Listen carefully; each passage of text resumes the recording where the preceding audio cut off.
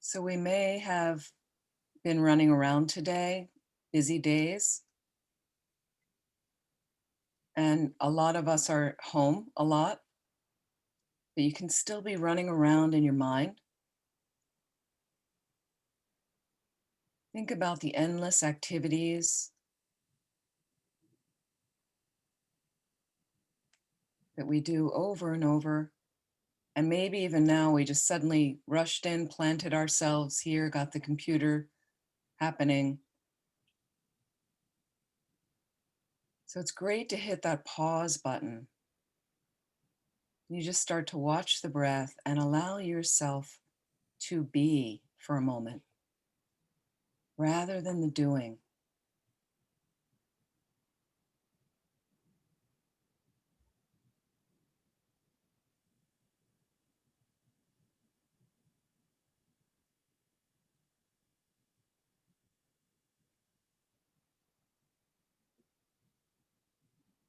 And as this is a course on finding our way in death with compassion, clarity,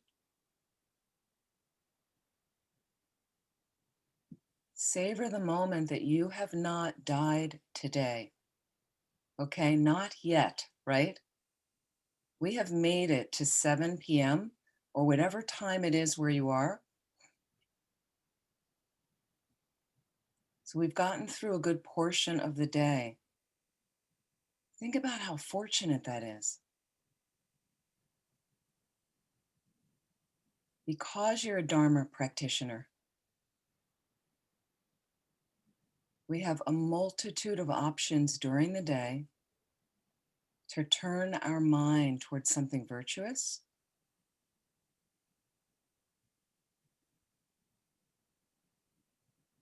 And so that can layer seeds in our mind, in our consciousness, that help us dismantle the non virtue,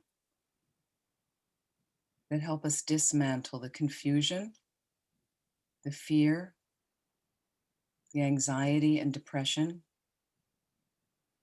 the anger and attachment, all those imbalances. That's our job on this path. So just have a savoring moment right now for your life. You're alive. And even though we all have various problems, let's just take a moment to savor the glorious parts of our lives, the glorious parts of our lives, and the glorious parts of who we are. Just drink it in. Feel that gratitude and appreciation.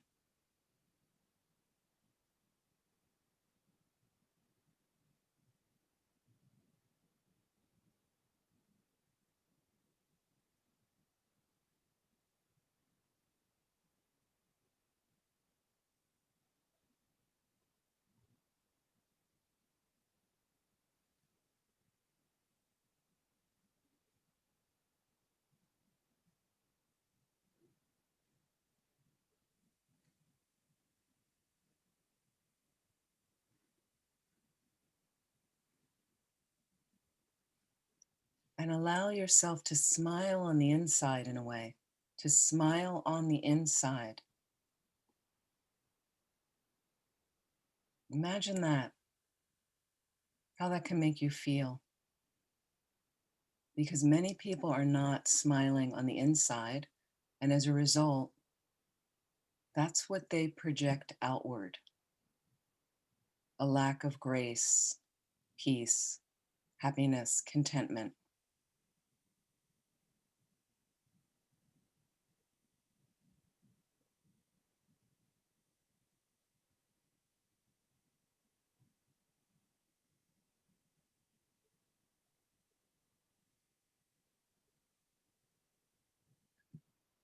Of course, we don't want to hog all of this goodness to ourselves. On the Mahayana path, we really want to share it with all beings. Yet many times, because of those imbalances in our mind, we're limited. We can't do it. So imagine if you could reach a state where you're unlimited, fully empowered to act at any moment of what is best for all living beings.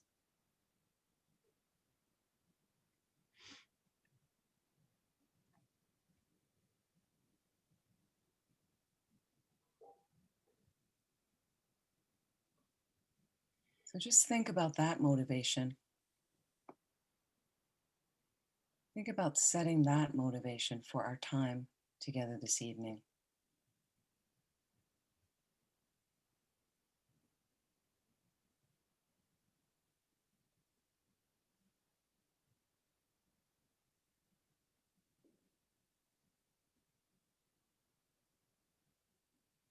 So again, for the purpose of benefiting all living beings, let's talk about these subjects.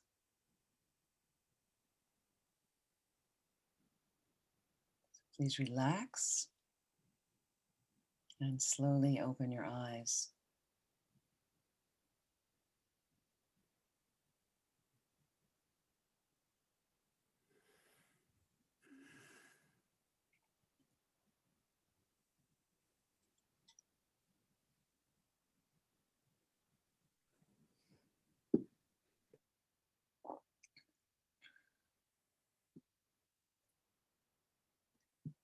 As a brief review,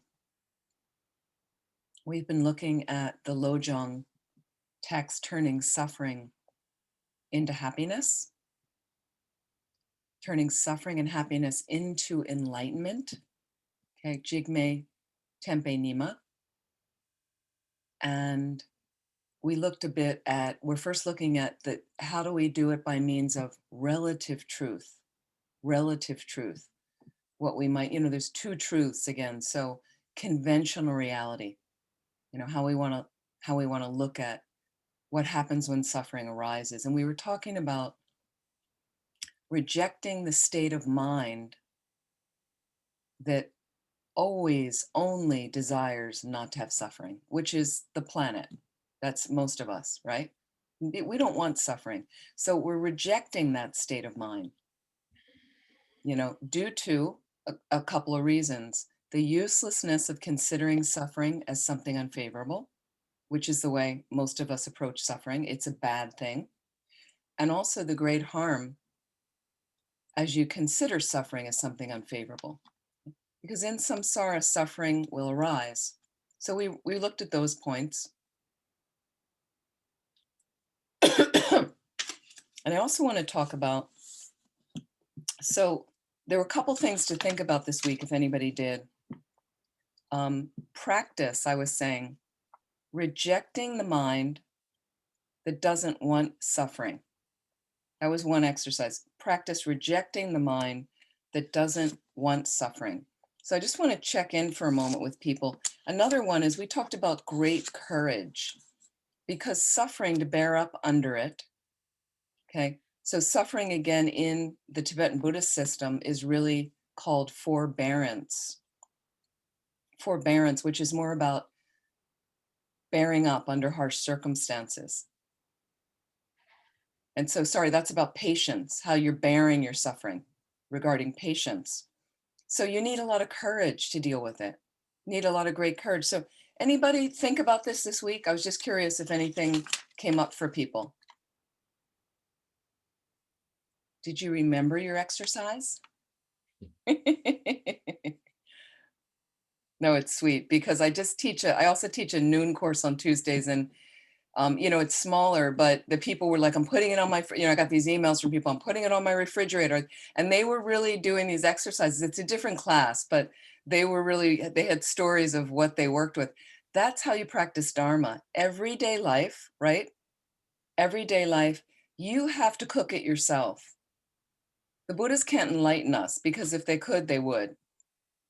So you have to check your mind of how does it work? And suffering's a big one for people. So that's why I really like this text. And I really like teaching lojong and things like this, and death, because we shy away from it. We're afraid, and we don't want to talk about it. We don't want to hear about it. It's kind of the last thing we get to. So it's helpful to use these during the week to kind of look at, here's a piece of suffering. What did I do with it? Like, how did I work with it? Or just the idea that that suffering may come. What am I going to do with it? Like that. Anybody have anything that's coming up? Well, yeah. Hello, I. Hello, everyone. Yeah, I was um, feeling a lot of like just normal, feeling perturbed about things, just being just like trying to communicate with people about let's do this, let's meet here at this time or do that or whatever, and then just getting perturbed by the whole thing if it fell apart. I mean, it's not much suffering, but just the idea of my wanting to be as good a communicator as possible, and yet, and that the other person wanting it the same thing, but yet still there's this inability, to sort of connect, and it causes feeling quite perturbed, Sure. so I think communications a few times popped up for me, and then a big thing was I was waiting in line with like thousands of people to get the vaccine. I thought I could get it, and then when I got to the desk, they were giving me. They said I wasn't in the right zip code. I was like one zip code away from being able to get it. So I was like, I was so excited. So Mike, And I felt like I was suffering there. You know what I mean? and so what did your mind, can you use these approaches where, how I'm going to look at it with great courage of like, here's an opportunity. Were you able to insert Yeah, anything in there? yeah, Yeah. yeah. I was able to look at it as like, Dharma for a while. So yeah. yeah, I was able to look at it from a point of view of just um, being grateful that I had that experience to be with a group for 2 hours, and then just realizing that due to whatever the causes and conditions were, I just accepted that it wasn't my time to get it. So I felt a little disappointed, and and then I thought, oh no, I know, I'll go home and make some beans or something. So I kind of just moved away from that disappointment to something else to get occupied with, and just figure, well, whenever I get it, I'll get it. Right. But I felt this terrible suffering, and I felt really like disappointed. I was excited. It was next to mine, and that was like, I didn't stay with it very long. I kind of like let it go and Right. moved on and then I thought, I'll do something like I'll make a nice pot of beans or something. I kind of moved on. Right. So Mike and I live in Pennsylvania, and we're not having a very good rollout of the vaccine in Pennsylvania at all. Uh, And our officials, congressional officials and things, met with the state on Sunday, and it did not go very well at all. And the counties that Mike and I live in, or the areas, are it's slightly disastrous. So it may change in the next few weeks, but I'll tell you later, Mike. I have a tip for you. So good. of how to get the vaccine in Maryland. Oh, really?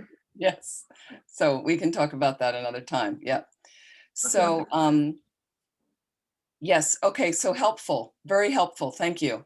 Very helpful. Rather than getting tossed in it, and then what happens is, if you're anticipating waiting in line, again, this is rejecting the mind that's averting from suffering. So you could actually look at what comes up and look at, I'm going to, in this line, I'm going to wait a long time. I might be exposed to other people, and how you can transform it into something. The people you might be able to help, the people, I had an experience last night. I had a problem with the heater, and I called the guy that installed it, and he was so helpful to my dad when my dad lived here. He's a very nice guy. He's just a really nice guy, and he's helped me with a couple other things, and I really like him. And he turned up, and each time I see him more and more, he doesn't appear to be in very good health, and I think he's around my age. And I just worried, so I kept saying, "Are you okay? And how have you been?" And as he was leaving, he's a real talker. So I was prepared. Again, the suffering was, how long is Carl going to keep me tonight? Because he really, and it was also night, and I had the garage door open, and it was cold, and I was standing there in my robes, and I just thought, how long is it going to go? Is so what happens is he's often in the basement with me inside where it's warmer, but somehow we managed to walk out. So I managed to get him into the garage, but he's a nice guy. And then just as he was about to leave, he turned, and then I got a 20-minute tirade of all of his political views. And I didn't really know how he felt politically. I didn't know who he supported, whatever, but now I know who he supports clearly. And everything from the vaccine to the pandemic relief fund and whatever it was. And what happened is he'd sometimes take a breath, and then I would insert something about something I knew that wasn't totally correct what he was saying, but in a nice way. Like I wasn't at all into like I have to be right. I was just like talking to Carl, like a friend, like he's a nice guy. And so I said, no, no, no, actually there's funds for poor children in this bill. This is new. Like that's new, and then he'd kind of look at me like, because he didn't know that, whatever. But then he just go right back, go right on. Like it wasn't, it was really interesting. And so I was just kind of watching my mind in the scene of like, a bit of the forbearance and stuff. And not that it was any major suffering, but thinking like I kind of liked it because we were connecting. And then I also found things we agreed on. There were several things we agreed on. So I thought, wow, so somebody that has these other views that are very different than mine, but there's things we agree on is so helpful because there's so many people like him on the planet. And you just see one thing and you go, oh, they watch Fox News. Oh, they voted for this person, or they're progressive. And you just lump them into that pot without ever hearing another word they were saying. So it really gave me space to go, so many people that I agree with that, so again, a way the mind can be more peaceful. And then again, when you're ill and you call the doctor and then you have the appointment and you start to feel better, right? It's always like that. So for 3 months, I've had this drip that I hear in the vent, and it's not the humidifier. It's like I've called him. We talked about it. 3 months, 1 month on retreat with this. Okay. Yeah. Now, at times I tuned it out, but sometimes I was like, is it doing damage to the house? There's nothing dripping. There was no leak. So it's been constant, pretty constant. I mean, it's related to the heater. When the heater's on more, I hear it, and pretty constant. An hour before he came, couldn't hear it. The whole time he was here, never heard it. I just couldn't, because an hour before he came, all of a sudden I went downstairs and I'm like, I don't hear it. Like, it was bizarre. So we never heard it. And it started an hour after he left, of course. But now I think I've identified, and he said there's nothing, to worry, but there's nothing leaking. You're not, anyway, funny. Okay. Thank you. Thank you, Mike. Wonderful. Yes, please. Yeah. Sunny. Yeah. In terms of suffering, I was wondering how Buddhism deals with, very, the kind of suffering that you get when a child dies, someone dies, or something very heavy suffering. In Christianity, Judaism, also Islam, those are three religions where if you have crushing suffering, God takes it away from you. You can go to God and he will take it away. Or, you feel that's how, in that tradition, they relieve themselves of suffering. What exists in Buddhism for that? Because, in the midst of great suffering, I am not able to, well, I'm holding on by my fingernails, to sanity, Sure. as opposed to, and so who could I turn to at that time? supposedly it's the refuge, but I don't understand how that's done. Okay. So what really, and what Sunny's talking about, when you're gripped in it, when you're really gripped in the suffering, a Buddhist approach, what's the thing that really does it for you? What's the thing that holds you? What's the thing that can completely shift everything? Anybody? If you The want, three put it in the jewels. chat or unmute for a moment. Scott, Meditation. sorry? Meditation, I try and sit with it. Meditation on what? On why I'm holding on to that, I would probably try and do an emptiness practice and I would try and physically locate where the suffering is in my body if it was emotional, and probably would not be able to find it. So I've always found that it would alleviate it. I'm not saying it would bring calm abiding to it, but it helps. It takes this thing out. Great, thank you. So we've also got some comments. Thinking no sentient being, one suffering, remembering impermanence, breath, like breathing, our minds, allowing. Yep, these are all really helpful. But Scott nailed it. Emptiness, self-compassion, yes. Emptiness is the thing that is going to change all that. Now, Sunny, now let's go into conventional relative truth again. Excuse me. What Sunny's talking about, the loss of a child's probably the worst thing anyone goes through, or death of a loved one by suicide, things like that. And so if we haven't practiced meditating on emptiness, if we haven't read about emptiness or studied it, we're not going to be able to access that at the time. If we don't know what refuge is about, we won't be able to access it. So this whole path is about familiarizing your mind through the various topics of the Lam Rim, building on that to eventually take a tantric initiation where you start transforming your reality, okay, in a healthy way, in a realistic, healthy way. And so what we want to do in the Sutriyana approach through those topics of the Lam Rim is we have to sit with them daily. You have to do some meditation on them daily. You have to go to some retreats, some group retreats about that. You know, you have to spend some time reading the books, and it's very difficult for people now to do it. So with Refuge, Sunny, as well, which is another support, is after you've explored the qualities of the Buddha, Dharma, and Sangha, the three jewels, thoroughly to understand, and if you can align yourself and find a qualified guru, okay, when you're really suffering like that, and the thing is with suffering, it's the first thing the Buddha taught. There is suffering. So there will be suffering in life. That's reality. So if the unfortunate thing happens, like your child dying or losing a loved one, which will happen, which has happened to all of us, at least losing a loved one, let's say, we are being there with it in the moment. Sometimes you just have to be very uncomfortable. I'm sorry. Sometimes it's like that. That's what death is about when we lose a loved one. We're going to be there. There is a grieving process that is normal. Please take your time through it. Don't cut it off abruptly. I'm a Buddhist, I shouldn't feel sad.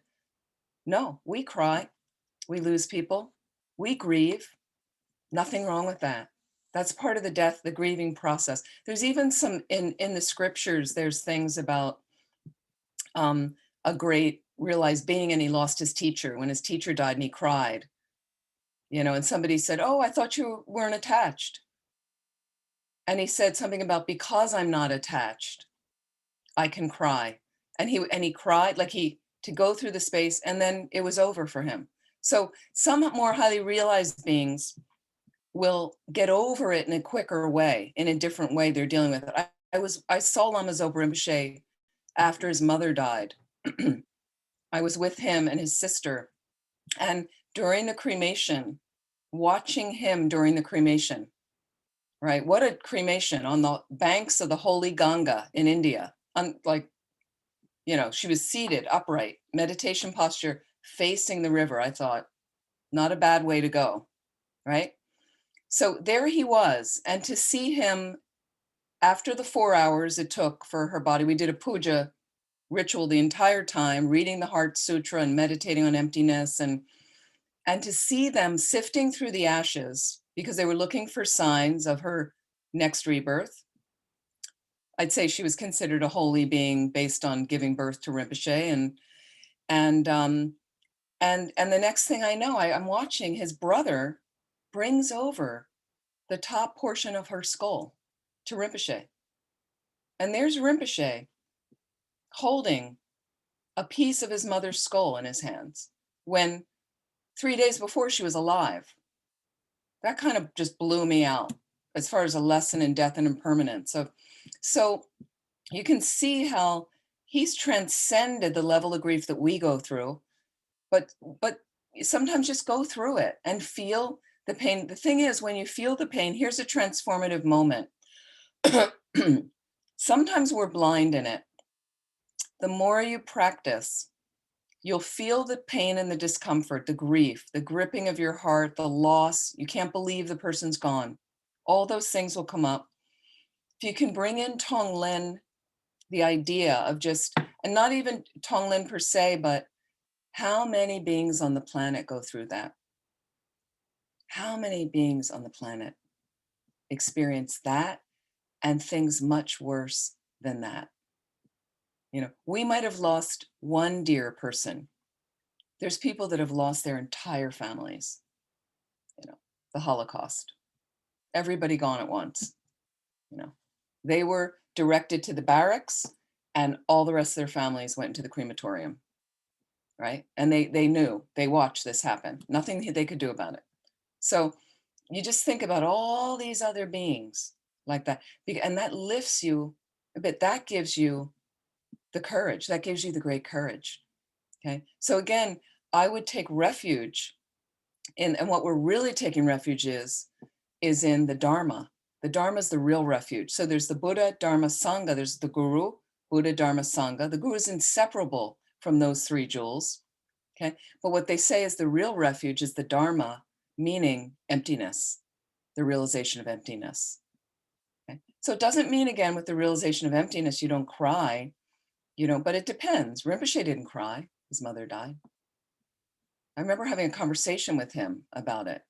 He was kind of, you know, didn't seem to be overly phased. Like he probably saw all her future rebirths and everything that, you know, now we don't see that. So it's challenging for us. So again, the more we understand the qualities of the triple jewel, the triple gem, and then realize if we align ourselves with a proper guru, that's what's in the center of your heart when you're going through incredible suffering.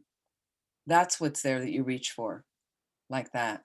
Does that make sense, Sunny? And then, of course, you know, trying to understand emptiness more can be hugely helpful. And the other things that the folks mentioned in the chat are also very, very helpful, like that. You know, when we remember impermanence, of course, like we know that people die and we don't know when they'll die. And that's why sometimes children die before their parents, unfortunately. Any other questions right now? Okay. What I want to do right now is also introduce the beginning of the 9-point death meditation. And I want to do a brief meditation on this as well, because this course does involve lojong and death. We need to know traditionally, in order to get comfortable with death, in order to try to perhaps emulate Lama Zopa Rinpoche, like that when a dear loved one, his mother, that's pretty dear, passed away, and you're less toppled by it. Like I did know somebody, a Dharma practitioner actually, who really, after her mother died, kind of had a nervous breakdown. And her mental state was really unbalanced for years. So we don't want to be at that extreme where we can't handle it. But again, allow yourself the sadness, the grieving process. That's normal. And I really like in the Jewish tradition, each tradition has has valuable death practices around when someone dies. I find them really helpful. And the Jewish tradition I find very helpful, where they have that, what's called Shiva, 7-day sitting period of mourning. And basically, the way it normally works is for 7 days, people come to your home and do prayers with you. That's helpful. Okay. They console you. They bring food. Of course, it's Jewish. They've got to bring food, right? So they bring food and they feed you. So you don't need to do anything but grieve and mourn. It's very helpful. And there's more things around it, but I find that period very helpful, having gone through it with my parents and with other friends like that, where I've gone to their shivas like that, and it's tradition like that. So when we start to talk about death, the more we can soak our mind in this 9-point death meditation. Slowly, you go over a point at a time and meditate analytically, which we're going to do in a moment. You start getting a little bit more comfortable with death, a little bit more comfortable with it, realizing we know this is going to happen. Certainly, usually once we cross the threshold of 50 years old, we know it's coming. We've been thinking about it, and when you're younger, it's harder. So this is a way to get more comfortable with this. So let's talk about it's divided into 9 points. Many of you are familiar with these. The points are divided into 3 main headings that are called the 3 roots. Under each root, there's 3 reasons or reasonings. And each of those reasonings leads you to a resolution of each main heading, of each point. So it gives you a deeper, almost an experiential realization through periodic meditation on the topics, so that, again, we're more comfortable, we understand. And the main thing is not in a morbid sense to get our mind down, but it wakes up our practice. It's used as a motivator for our practice. Okay. Now, when you are doing a death retreat, we did one years ago at Vajrapani. If you are in a passage of your own retreat and you're meditating a lot on the death meditations, you may get depressed for a while. That's normal. Actually, it's a good sign if you're getting a little bit depressed. It's quite normal that way.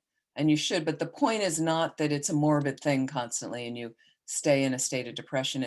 It's more about, now that I am alive, like we thought about at the beginning of the class, am I using my time wisely? Am I using my time wisely? So, and if you notice you're not, changing up a few things if you can, enhancing the practice as much as you can, and changing it over time. Changing it over time. I was looking at the pandemic, and we didn't know how long this would happen. I got, a year ago, I was grounded, no more traveling and for teaching. So suddenly being home, and so by the time we got to the autumn, I thought, okay, you get into some kind of lazy habits, right? There's certain habits that took over. And so I thought, I need to get some retreat in. I do it every year, and I need to do some retreat. Blocked out February, did the retreat. And as a result of that, I've changed up some of my practice. So that's why retreat is always good. It's hitting a reset button. It's really hitting a reset button like that.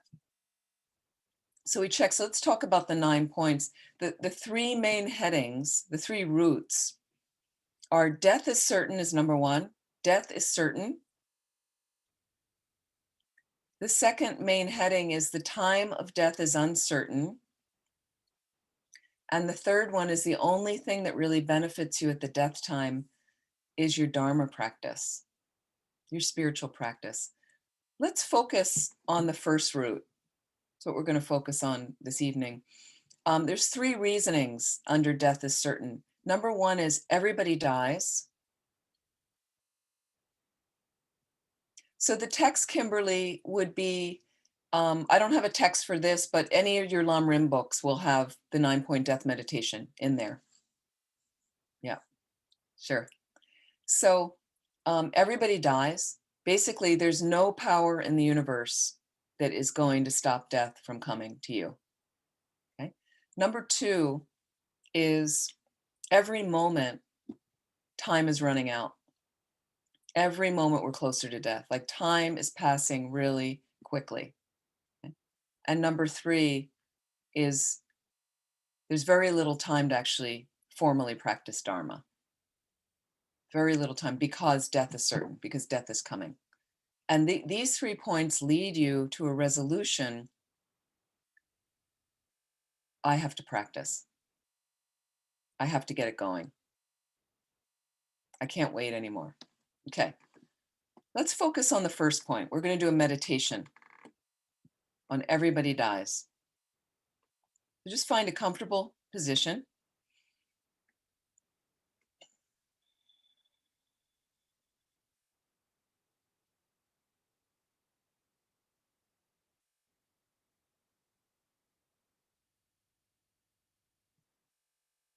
And just allow your mind to settle on the breath for a moment.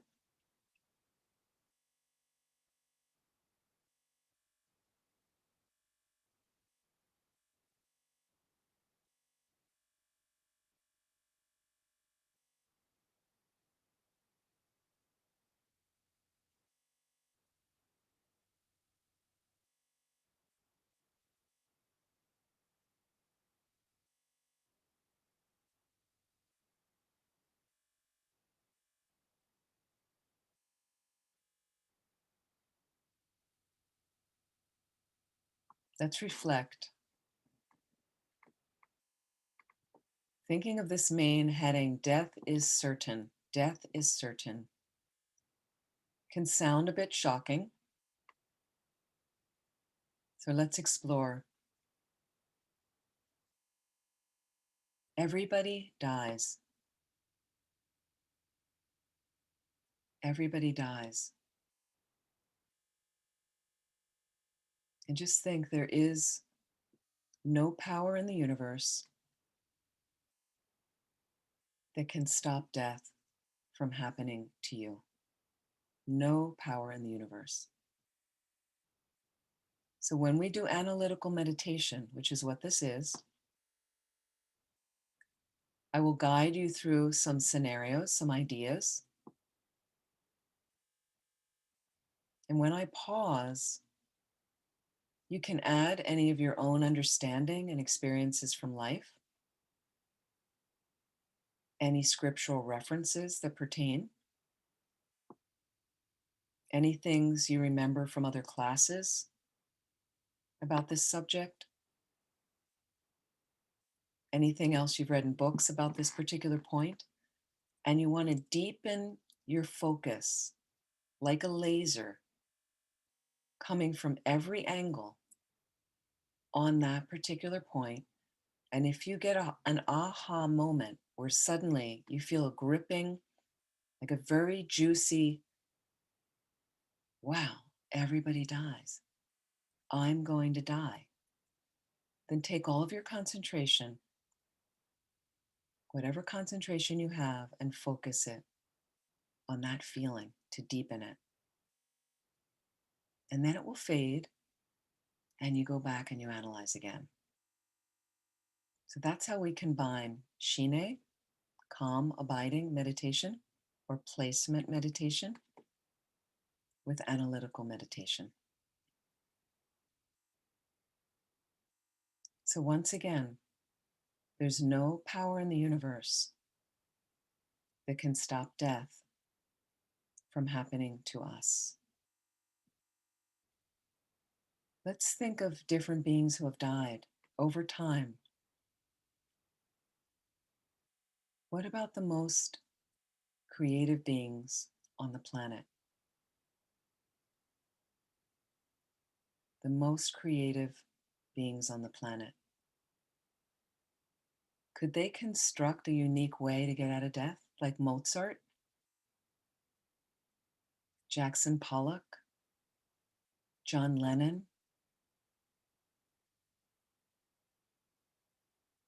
Could they figure out a unique way to get out of death?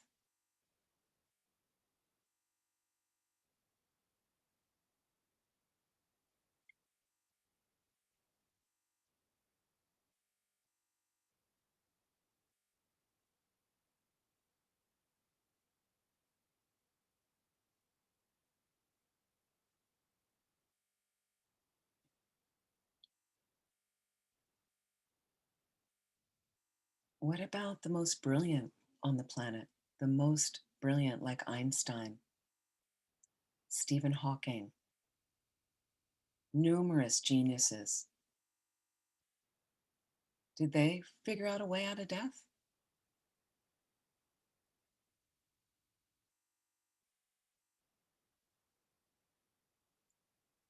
And as you go through these points, in the back of your mind, think, I am definitely going to die. I am definitely going to die. Every once in a while, think that in the back of your mind.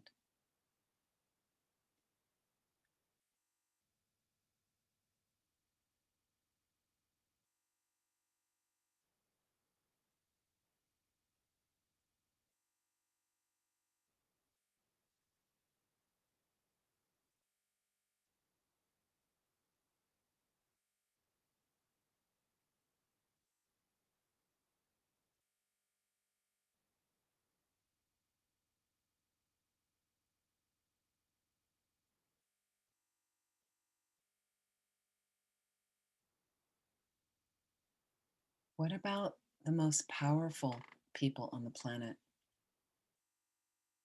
Surely they could figure something out. People who could start nuclear war on the planet.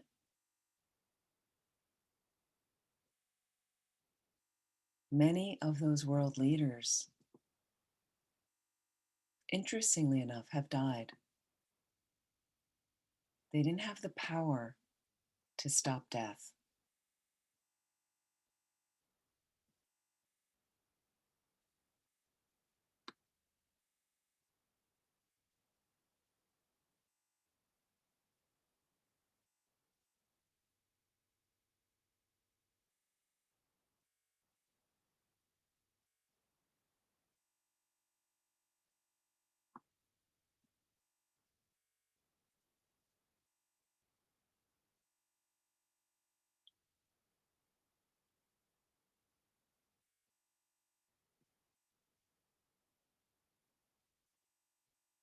If they couldn't stop it, will I be able to stop it from happening to me?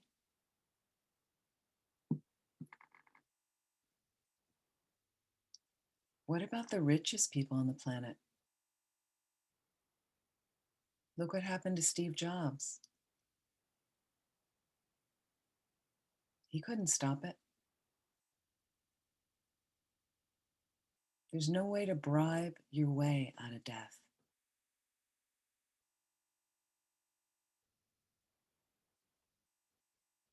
Just think, I am definitely going to die. I'm definitely going to die. Just reflect for a moment. Who has the power in the universe? Who has the power to stop death from coming?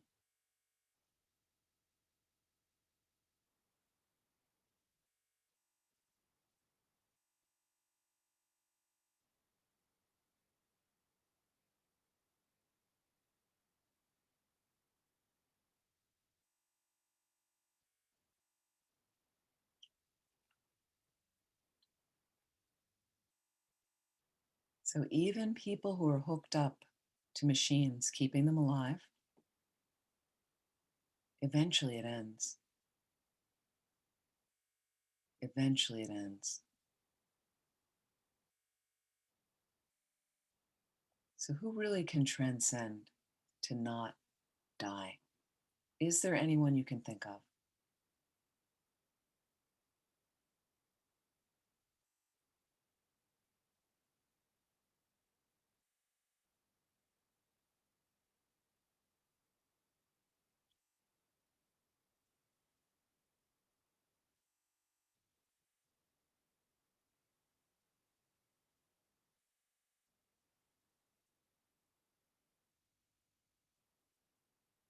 What about great spiritual beings like Jesus, Mother Teresa, Pope John Paul II, even the Buddha died. If they couldn't sort it, just think, how will I prevent death from coming to me?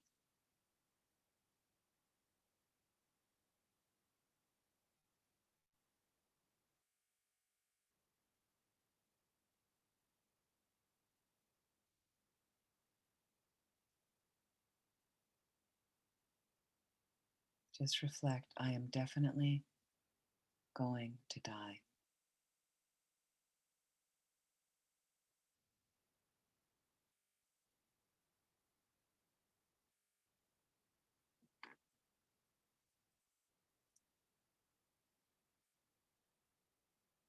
And in conclusion, just take a moment right now in your mind to determine,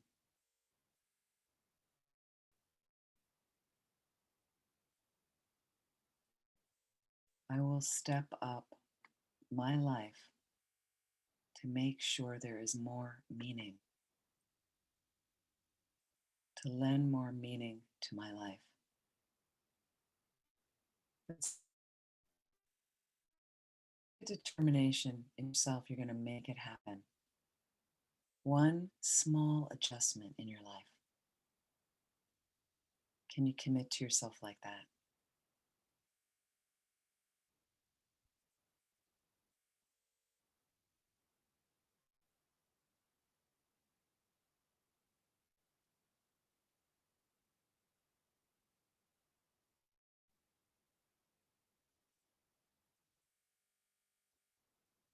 Please relax.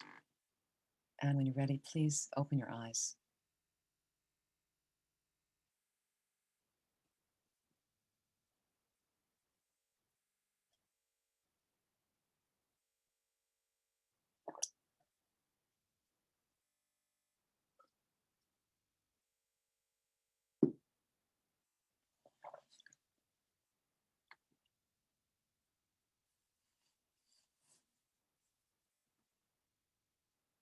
I was just looking, I have these kind of inspiring quotes next to me. I have on the wall a little bit from, one is from a long time ago when I first met the Dharma. I was reading a book called The Mountain Poems of Stonehouse, who was like a Zen monk. And one says, nothing is better than being free, but getting free isn't luck. Okay.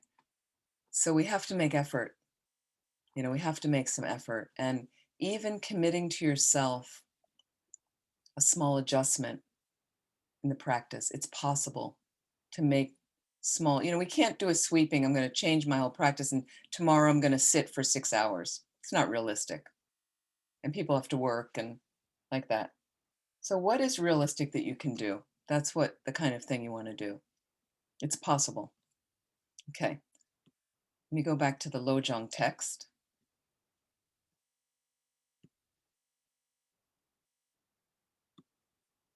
So now this one, there is a text I'm following that is part of, Sunny's made it available through Shantideva on their site. So whether, Sunny, you can share it on the thing for people that don't have it, but you can also find it through Shantideva. I don't know. I think Sunny can, maybe in the chat or something, you can put a link or something like that. Is that possible?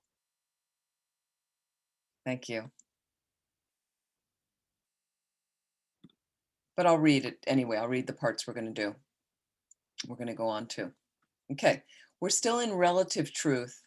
This is a different lojong text I explained last week because most people are used to, with mind training courses, which is lojong, the 8 verses of mind training, the 7 verses of thought transformation, like that.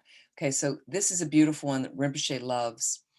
And so now we're in the relative truth of how do I accept suffering as the path to enlightenment by means of relative truth. So this next heading, develop the attitude of being happy that sufferings arise. Okay, being happy And I mentioned last week briefly that I had a friend some years ago, we were talking, and he's a longtime Dharma practitioner. And we, you check in with your friends that are on the path. How's it going? Or you did this retreat, or what are you doing? And then he said to me at one point, he said, I'm at the point now where I'm welcoming suffering. I'm welcoming suffering. It's impressive. It's impressive. It's not an easy place to be like that. Okay, develop the attitude of being happy that sufferings arise. Now, again, these lojong texts, honestly, I don't share them with non-Dharma people or people that don't have a foundation of Dharma, because they think we're crazy. They think we're crazy, like Tong Lin as well. It's a higher level practice. We don't usually get into lojong right in the beginning, So again, it's our personal practice. It's our personal, what we're doing is unfolding. Um, and you can't say to people that aren't on a spiritual path when they're suffering, like, oh, great purification. They don't understand that. And that's not helpful for them. It makes them angry and things. So as we develop the attitude of being happy that sufferings arise, okay, how do we do that? Okay, practice cultivating joy by considering suffering as an aid to the path. Okay. And I'll quote a dear friend of mine who's a great practitioner. She said this to me once: we need to suffer. Okay, we need to suffer. So it sounds radical to some of you, but think about it. First of all, we have very easy lives generally. Now, I'm not saying all of us, I know we have problems and things like that, but generally, when I'm in an undeveloped country and I see an older woman spending the entire day in excruciating heat carrying bricks on her head, for hours with very little food, very little breaks, rags of clothing, and she's paid like, $1.30 for the whole day or something, if she's lucky, right? When you see that, people in undeveloped countries have very challenging physical lives. We don't have that. We live in comfortable homes, we have hot showers, we have electricity, we don't have to carry our water from 2 miles away. You get the idea. So, we haven't suffered much physically like that. Now, granted, some of you may have had very serious health issues and things. We suffer mentally. We have tremendous angst, anxiety, depression. And when I've talked to some beggars in India, and there's some in Dharamsala, they're always there and they're there for ages. And I've gotten to know some of the beggars and hearing their stories and stuff. It's interesting how their minds are kind of peaceful. Like they accept, India, there's a caste system and they kind of accept this is their lot, what they do, but they know how much money they're going to get, and they know where they're going to have their tea and where they're going to get their chapati and where they're going to sleep. And there's this little tent tarp thing they have. And there's not so much of this complex, like the stuff we go through. It's amazing. It's interesting. I'm not saying their lives are anything great that you aspire to, but I've been really fascinated with that, of the torment that we go through, over and over, of just, yeah, it's just unbelievable. The sagas of when there really isn't a problem. Okay. So based on this, I remember my friend talking about, and she said, we need to suffer. So again, this is not about masochism at all, but suffering's going to come. How do you want to use it? Okay. So when I do realize whenever suffering arises, the text says, you must have a virtuous practice to apply to it according to the ability of your mind. Okay. Because it will be difficult to succeed if you only ponder the general principle that a spiritual method can bring certain benefits from suffering as a support to practice. So as it said, the farther, I think it should be from the earth, the farther than the earth from the sky, the farther than the earth from the sky. So again, we want to understand according to our ability. Okay, can I have that basis of my practice? First of all, meditation practice, possibly having an authentic qualified guru. These things are tremendously helpful in the path. And folding that in, learning how to do retreat, doing some study, reading the right books, getting directed in how to do analytical meditation on the Lam Rim, having that practice. So when the suffering comes, and again, Sunny, like what you mentioned, is in the grips of tremendous grief, that's your resource. That's actually what pops up quite quickly for you, you know.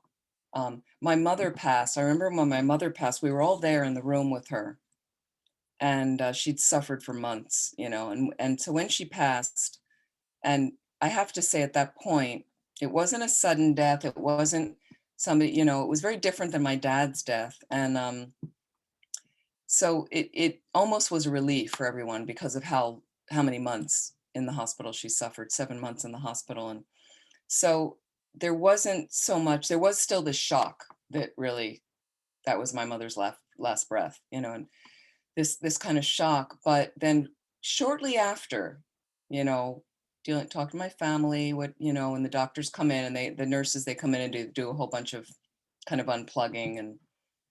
But shortly after, I right away contacted, a couple teachers to say, like, right away I wanted them to, just take in a presence of mind, not that I'm any great practitioner, but just using wisely what I wanted. I wanted people praying for her, right? And I wanted these highly realized beings to start to direct some energy, and that we can act and we can serve and we can do things in that, that we're not just gripped, lying on the floor crying and wailing and stuff like that. Now, there is a time for that if you want to do that. That's why we have our death rituals like Shiva, or people go to wakes and things like that. And it can be helpful to get those out, or things like that. So again, there's different components under this point: developing the attitude of being happy that suffering arises. Here's A. Suffering is a supportive training in the thought of turning away from samsara. You see samsara's nature. You see samsara's nature. Think that as long as you're wandering, powerless in samsara, suffering does not arise as something unjust, that it's unfair, that we say, but that it's the nature of samsara. It says, but that the nature of samsara is like that. That's samsara's nature, is suffering. Why is it a surprise? Okay. Reflect that it is difficult, the text says, to bear even the littlest sufferings of the happy realms. Okay. There's nothing to be said then about the lower realms. Develop sadness by thinking that, alas, samsara is an endless and unfathomable ocean of suffering. Okay. So turn your mind to liberation, the text says. So again, what part of our problem with suffering is we haven't explored samsara. We haven't meditated on the causes of samsara and samsara's nature. So we get surprised. We get surprised. So something happens and then we're really tweaked by it. Mike in line today sounded like he was dealing with it pretty well. But some people go ballistic. They waited in line 2 hours. How can you do this to me? I mentioned to you, I've told this story before in teachings, that years ago, Oprah Winfrey did an experiment about anxiety and stress when she had the show in Chicago, I guess, right? Somebody sent me a link that I saw this. And what she did was, they got people's permission, but before the show, whatever, they're waiting in line and the tickets are free, whatever.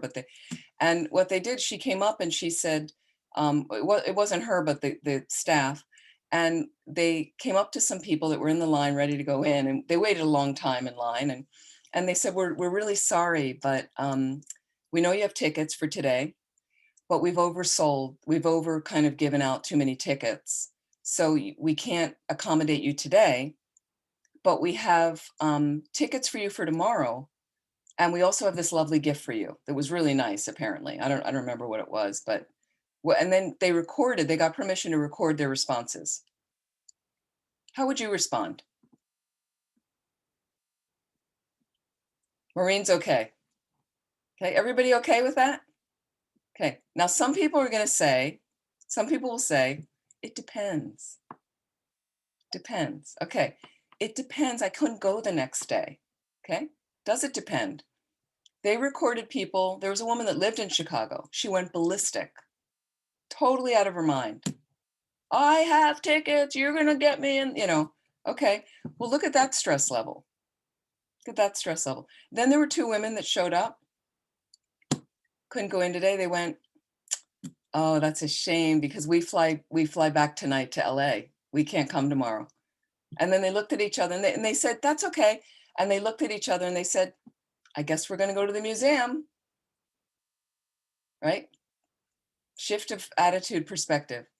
It's always a way to transform it. Lojong, mind training, always a way to transform it. So again, samsara's nature is things change. If you haven't explored death and impermanence, right, then you're going to go ballistic. You're going to go ballistic. Things change all the time, right? Now, it doesn't mean, again, think about it. And I've mentioned this before. You're really looking forward to having lunch with your friend. You've made plans. You haven't seen them in a long time. It's taken a long time to get this date. At the last minute, they cancel. They can't make it. Okay. So you're a bit inconvenienced, but you're home. It's, nothing major. Tomorrow, you'll just do that instead of the lunch, whatever. You're disappointed. Okay. So you make plans again with the friend. You finally find a date. You postpone, whatever, right? They cancel again at the last minute. Okay. So what'll happen? They want to schedule again. Okay. You're not a doormat about it. Being a bodhisattva and working with mind training, you can actually say to the friend, but you're not angry. If you're doing mind training, you're not angry. You're like, yeah, a little suffering, that's samsara. Things happen. And I created the karma for this to happen. This life or past lives. That's what Buddhist practitioners would do. Yeah, well, the karma's there. So it doesn't mean that I can't say to my friend for the next time, let's plan. They'll say, oh, let's do it again. I'm so sorry. I could, okay, great. Well, I really would love to see you, However, you canceled twice at the last minute now. And, I was inconvenienced a bit. And I really want to get some time with you. I'm looking forward. So is there some way we can make sure that it's going to happen? Like that? Because they weren't emergencies that your friend canceled for. It wasn't like that. It was just something took priority. And is there some activity that we could do instead of lunch? Is there something else? Or what I might do, and I did this with a friend. It was the third time. First two times she canceled last minute, but she also suffered from anxiety. I knew that and hadn't seen her in years. And so the third time, what I did is I was at home doing my own thing, and she was going to come visit me instead of going to a restaurant where I drove to and went to the restaurant. And so I was at home. She was going to come, and I just said, and that way I was just doing what I was doing. There wasn't going to be a meal or and I could just continue. And again, she canceled at the last minute, third time. But it didn't interrupt so, I was like, okay, I got a text, I can't come. And she was having an anxiety attack. So, so I realized, that's pretty serious. Some people can't help medical stuff. It's difficult like that. So thank you, Sheila. Sheila from Shantideva has posted the text that's in the chat. And Sherry's saying homeless rather than beggars. Okay, homeless or beg. Yeah, okay, homeless. Thank you, Sherry. No, my mom died 10 years ago. Thank you, though. Okay. So the cultivation of equanimity, Kimberly's saying, it's related to equanimity. Yes, it's related to equanimity, but that's a slightly different practice that I'm not exactly talking about right now. But yeah, it can be related to that. So again, we need to check out samsara's nature. It's very important that you check it out and really understand. And again, Geshe Jumpa Tekshog said some years ago, what happens is if you're in a swimming pool that's filled with water, you're in the pool, you don't jump around and go, it's wet in here. That's what we do with samsara all the time. Why am I suffering? Why am I suffering? You missed the boat. It's samsara. That's why you're suffering. Right? So it's very helpful to understand this is samsara. Okay, that's one way, being happy when sufferings arise. I'm understanding the nature of samsara, and it's motivating me to practice the path and to really seek liberation. There's an end to samsara. There's an end. You can get out of it. You're not stuck in it. So let it motivate you to do practice that's going to get you out of samsara. Okay. B, Suffering as a supportive training in taking refuge. Just what we were talking about, Sunny, what you mentioned. Okay. Let's use the suffering like that. Okay. Practice taking refuge by gaining certainty that the three jewels are the only unbetraying refuge amidst the continuous suffering of fear and danger throughout the succession of your lives, so that you should depend on them in all ways, not renouncing them under any circumstances. Okay. So we hear about refuge in the three jewels. Over and over, we hear about refuge in the three jewels: Buddha, Dharma, Sangha. Buddha, Buddha jewel. First of all, we have Shakyamuni Buddha in our world system, lived 2,600 years ago, Indian prince. We understand, we've seen pictures, great. We also have the ultimate Buddha jewel is the omniscient mind. Dharma jewel, the teachings, the philosophy, like that. Ultimately, teachings on emptiness. Ultimate Dharma jewels. There's a relative Dharma jewel, ultimate Dharma jewel. Sangha jewel, your spiritual community. Some people really refer to monks and nuns as Sangha. You know, the ultimate Sangha, I'll call them Arya Sangha, are those that have had a direct perception of emptiness. That's the ultimate Sangha jewel, because they know, capital K, know, they know, they've seen empty, they've seen reality directly, so they can really advise. They can really advise you from that level of realizations. Because when you see reality directly and when you have a direct perception of emptiness, many realizations come quickly like that. So we have to really explore refuge. What are the qualities of the Buddha Dharma Sangha? And there's sections in the Lam Rim that outline what to think about, how to meditate on it. For me, one of the things that gets me is the Buddha is free of all fear.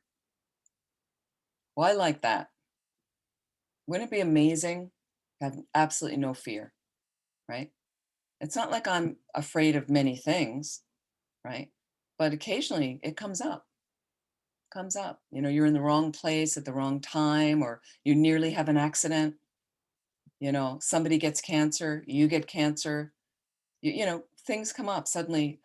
Oh no, now what? What's going to happen, right?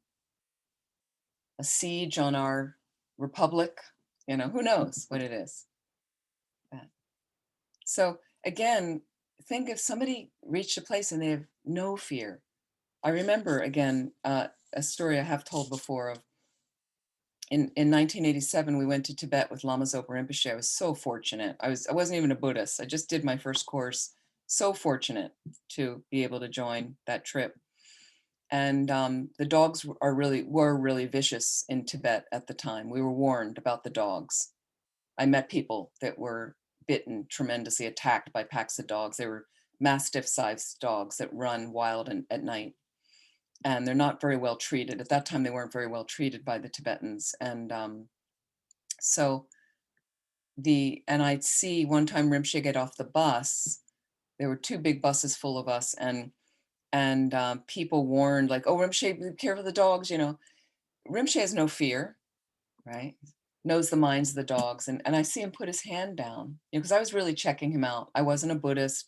I had had an extraordinary first meeting with him. And this was my chance to be a spy on my guru. I didn't know about guru. I didn't want a guru. I wasn't seeking, but I was so intrigued by him. So I was really checking him out. And I met people with scars all over them because they were bit by dogs. And I see him get off the bus, put his hand out to this 5 dogs there. What are they doing? They smell his hand and they're all wagging their tails because he had no fear. You're afraid, they sense it, they get afraid. Then they growl, then they bite. No, they're all wagging their tails, happy to, you know, amazing. So I was so intrigued. I was like, it's a quality the Buddha has. What's that about? Okay, so you explore refuge. What really is refuge? Do you have refuge? Some people have taken refuge in a ceremony, right? That there's a formal ceremony process. You can get a Buddhist name and, but do you really have it? Even though you've taken refuge, do you recite a short refuge prayer in the morning and at night 3 times, and think about what it means? I go for refuge until I'm enlightened to the Buddha, the Dharma, and the spiritual assembly. That's the Sangha.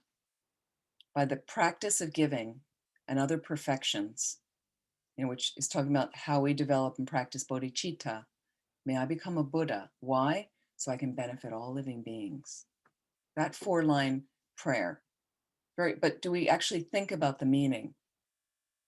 What happens when we get scared, we run for other things for refuge, right? We get lonely, we go to other places for refuge. We're sick, we go to other sources for refuge. Chicken soup used to be my refuge. Okay. B. Here's when that was B, taking refuge, using the suffering as being happy that it arises, because it deepens your refuge. It deepens your refuge like that. I remember, has anybody experienced, you're going to think I'm wacko, okay? Has anybody experienced the pressing spirit? If you have, you'll know exactly what I'm talking about. Okay, nobody's got the pressing spirit happening. Okay. I probably shouldn't even be talking about this, because now tonight somebody will be like, oh my God. All it is, it doesn't harm you. But usually when you're sleeping on your back, you might wake up and there's like a thing sitting on your chest and you can't move at all. You can't move at all. You think you're talking to somebody, like, help, there's something on me, and nothing's coming out of your mouth. Okay. All that spirit does is it has this karma to press on you. Fortunately, somebody told me about it before it happened to me. But I woke up in the middle of the night, in a hotel room, visiting a childhood friend years ago in San Francisco. She came for a conference.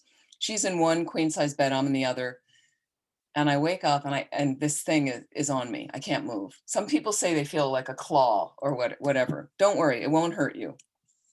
So, and what happened is, because I knew about it, I'd heard about it before, I was like, oh, this must be the pressing spirit. I really thought that. And I was really like, whoa, this is intense. I can't move. I can't. Right. And I didn't want to call her, because she wouldn't have gotten it. She would have been like, what? So I took refuge in my mind. I just was like, Rinpoche. And every time I did it, it went away. And I'd fall back asleep and it would come back. And I think of Rinpoche and it would go away. And then it was fine. I went to sleep and that was the end of it, like that. So, so refuge is really important. Where do you run in your mind? Something's happening. If you have a guru, you find a proper teacher like that, think, can I bring them to my heart? Carry them with me all the time. They're always with me. A sustenance like that.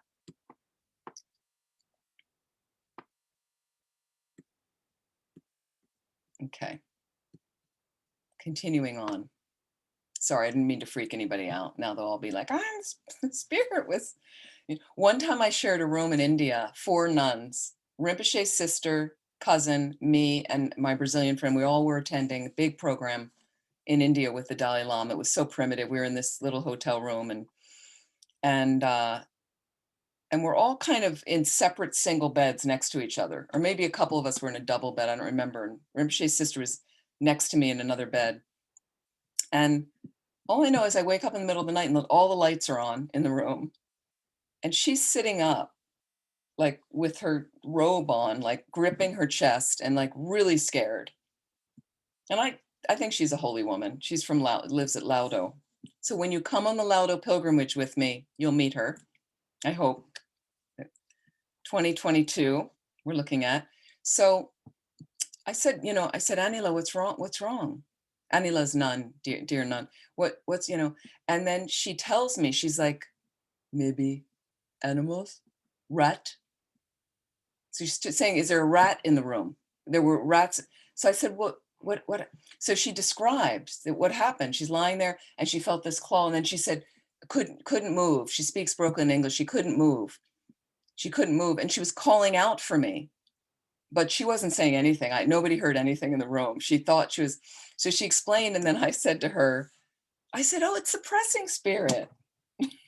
Just, anyway, Sherpas are extremely superstitious and they're very afraid of spirits, terrified of spirits. So I said, Anila, it won't hurt you. It just presses, just has the karma to press. So I explained the cousin wakes up, who's a younger nun. She hears that. She's terrified. She's just, and I said, no, it's okay. And I was in a little bit of my superwoman face. I'll protect you. It's just the pressing spirit. Don't worry. And so anyway, we discussed it for about a half an hour. We got everybody calmed down.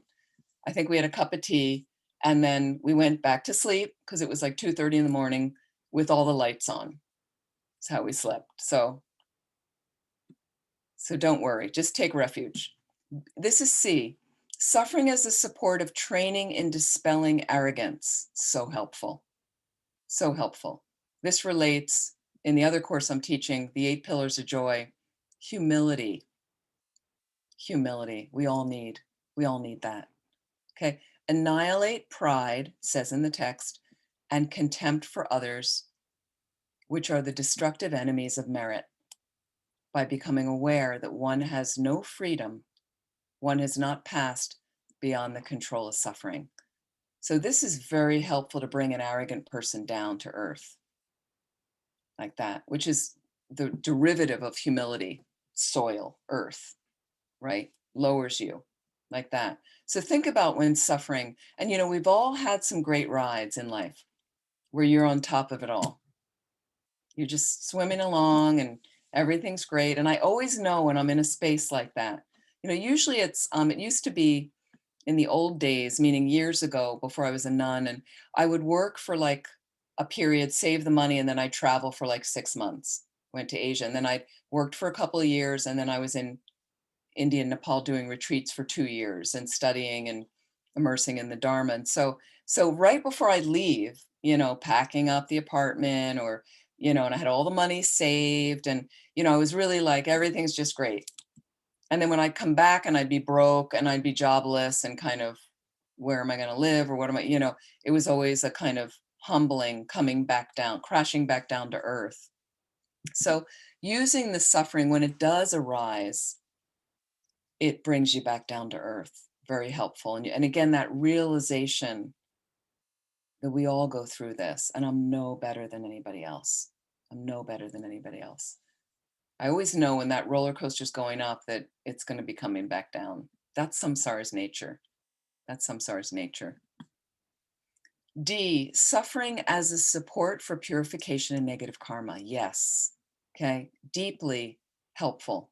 And it says here, the suffering you've experienced and sufferings that are unimaginably numerous and severe all arise from negative karma, defilements, it says, all arise from the defilements alone. That's our negative karma.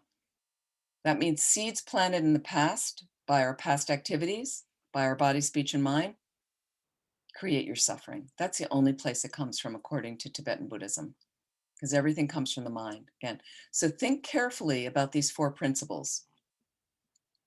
The certainty of the operation of karma, the tendency for karma to increase greatly, and that you will not encounter the result of what you've not done. Okay?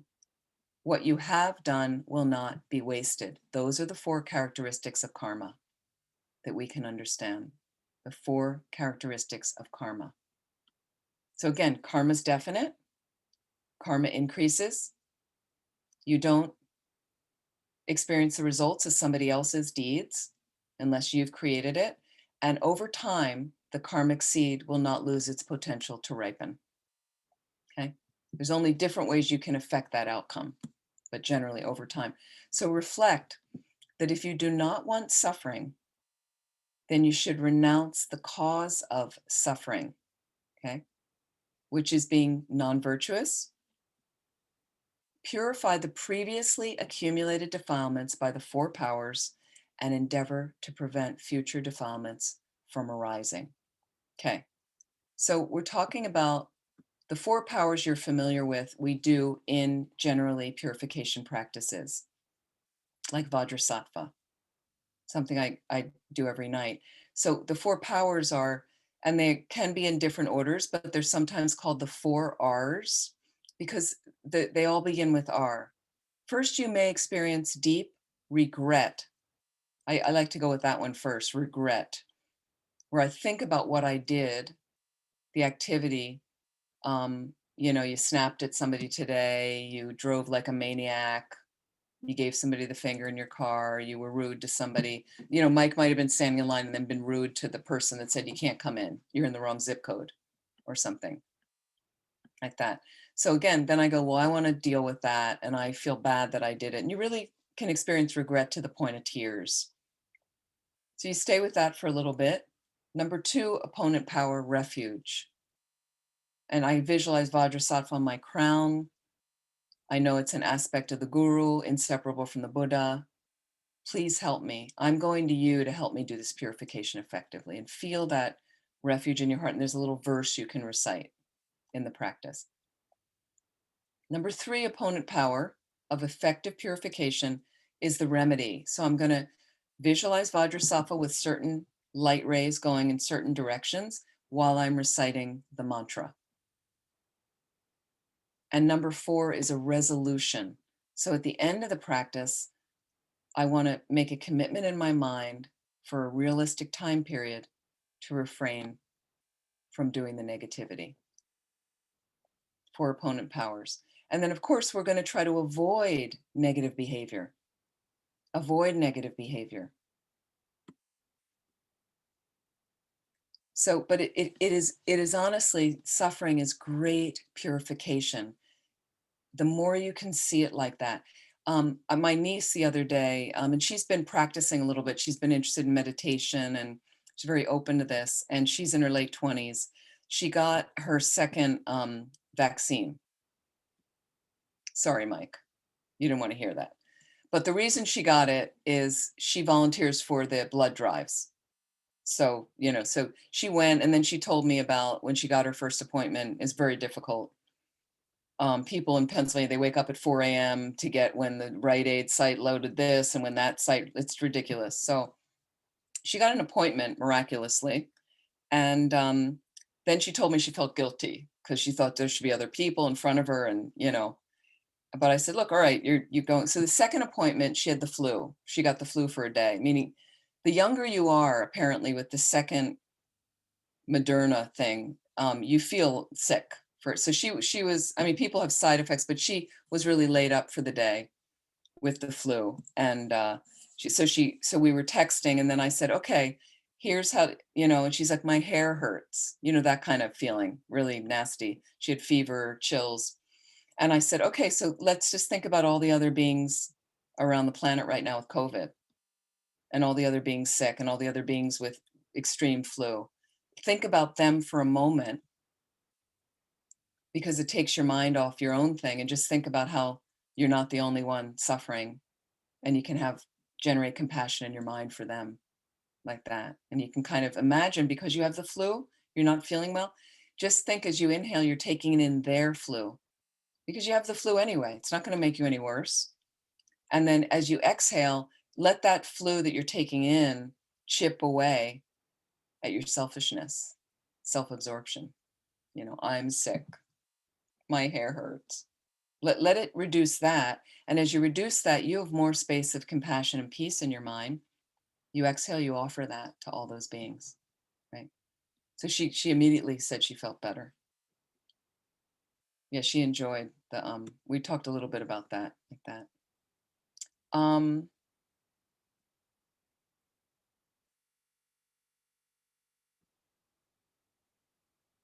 Okay. Negative behavior doesn't cause the death of those nearest and dearest. I'm not sure what you mean by that, but so Mike, opponent power, do you have a question about that? Can you unmute?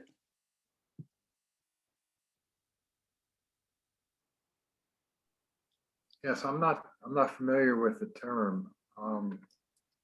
The Is 4 it opponent powers, is it our encumbrances, our mental afflictions or something, or I mean, No, no. When it's not external, is it? Like I think of a opponent, I think of a a sporting event or something, but no, it's simply when you're doing purification, like instead of me just sitting down on my cushion and starting Vajrasattva mantras, Rinpoche says it's better to do it with something called the four opponent powers, like that. So we're just using it in that context. Regret, refuge, the remedy, and a resolution. If you have those components around it, the purification's more effective. Yeah, that's what I was referring to. Okay. So the other thing, so think about and we're going to end soon, is when you think about the purification. Now, what happens is when I was running Vajrapani, this retreat center in the dense part of the woods and outside of Santa Cruz for some years, we would get a lot of young people would come and be on staff. Larry was there. We were there together. It was great. And what would happen is a lot of younger people would come and they're like, how cool to work at a Buddhist center in the Redwoods. Great. So the first 3 months they come, sometimes they were hired, let's say in the summer. Fantastic. We had lots of programs. They were studying a lot of Dharma, wonderful. A lot of people would come. And then you would go into the fall and then the winter would set in. It's dark.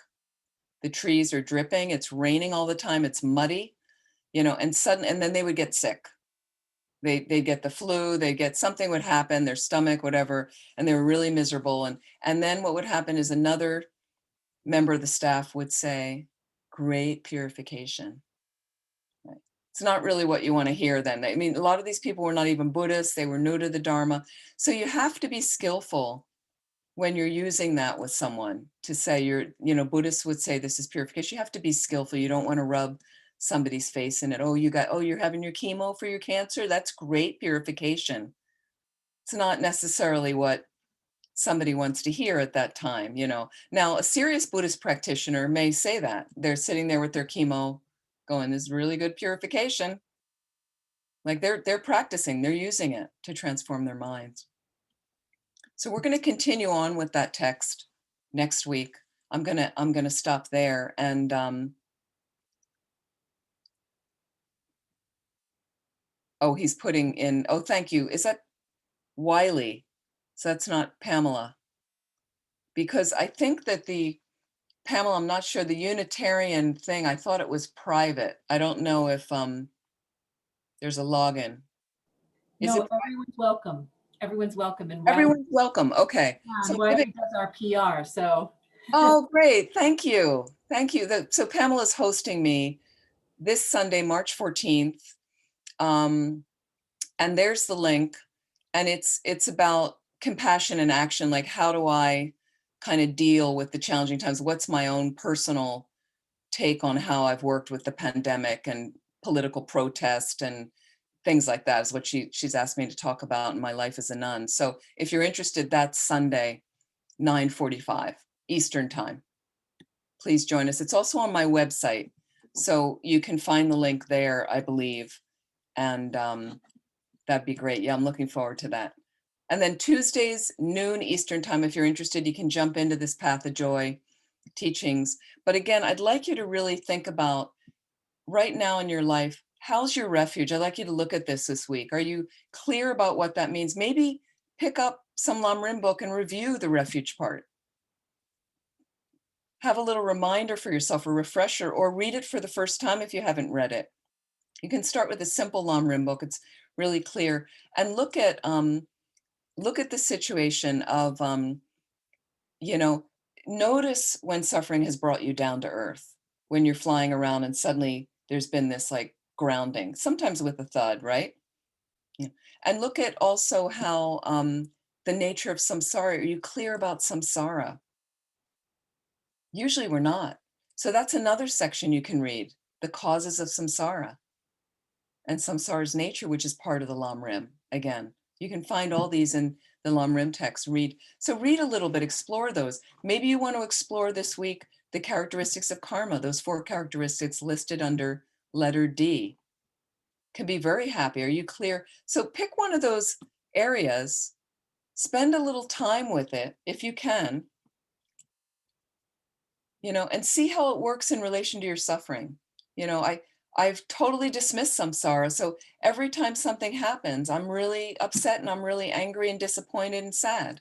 Is that happening for you a lot? Do you get tweaked by things like that, or are you using it? Okay, so try like that. Try your best. Okay, deal? Okay, thank you. Let's dedicate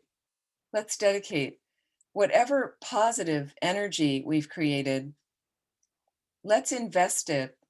Let's invest that merit before we lose it and destroy it with anger or other negativities. Let's invest it in our waking up our practices. And you can also explore the death is certain meditation and do that over and over. Just spend time with that for the week. I know it's a little bit heavy, but it's going to get you to a good place ultimately, like that. And so that we can use it to really wake up our practices by realizing life is pretty fragile and very, very short. So let's try to tune something up, adjust something so that I can make more meaning in my life and apply it so that I can move along this path to getting enlightened quickly, so that I can be of the most benefit to all living beings. I'd like to dedicate also for the precious long lives of our teachers, His Holiness the Dalai Lama, Lama Zopa Rinpoche, and for all the beings with COVID, may they be healed immediately, and may the disease be eradicated on the planet forever, along with all other diseases. I'd like to dedicate in that way. Also for some people who've recently passed away, Carol Montgomery Hanson, who's Patty's mother, who Patty's with us today here. She just passed away in Oklahoma. Peter Kay, who recently died in Vermont, and my friend Oa, who recently passed away in Santa Cruz. Thank you so much. Please be well. And I look forward to seeing you next week. Please take care. Thank you, Amy. Thank you so much. Thank Thank you for you. joining. Thank you, Amy. Good night. Thank you, Amy.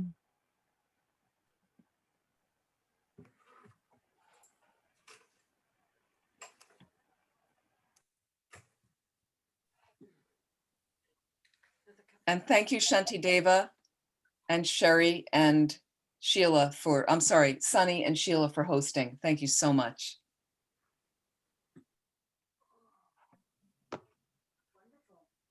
We're not muted.